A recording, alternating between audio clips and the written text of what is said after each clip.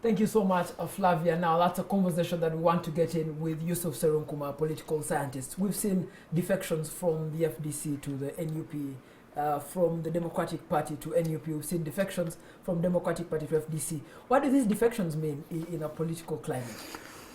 I don't think they mean so much, unless you're looking at the individual cases, right? Individual cases could mean Sevu Kwago joining FDC from DP, but if you look at in the larger play of things, you have to look at the superstructure. The superstructure of the election remains intact, right? The electoral commission is appointed by the president. The nominal political parties remain.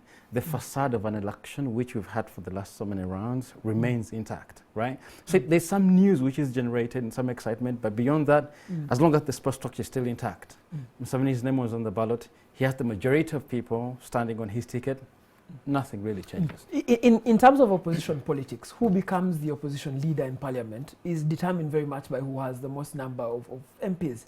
And we see the fight between NUP and FDC. It's not open, but it's a fight that we can brazenly see that the fight for the opposition is on. Do you think that these defections mean anything for that race? So first of all, I think it's unlikely, if you ask me. NUP, it's a very young political party. It got born at a very later stage in this electoral cycle. It's highly unlikely the NP will have the bigger numbers in parliament. Extremely highly unlikely. So so if this is gonna, I think it's likely to sustain its hold on parliament as the opposition, right? So and if that stays, it's unusual, despite the airs that NUP has come with, having the most exciting candidate as its president and chairman.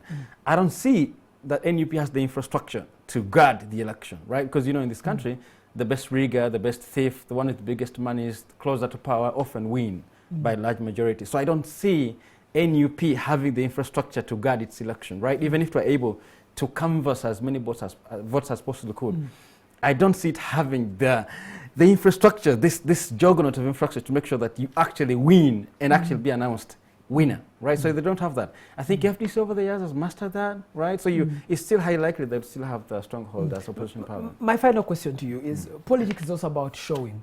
It's about the perception that you create in people's minds. And these defections create the perception of strength, or they even create the perception that one camp is getting weaker. Is it a game of perception that we're seeing also openly?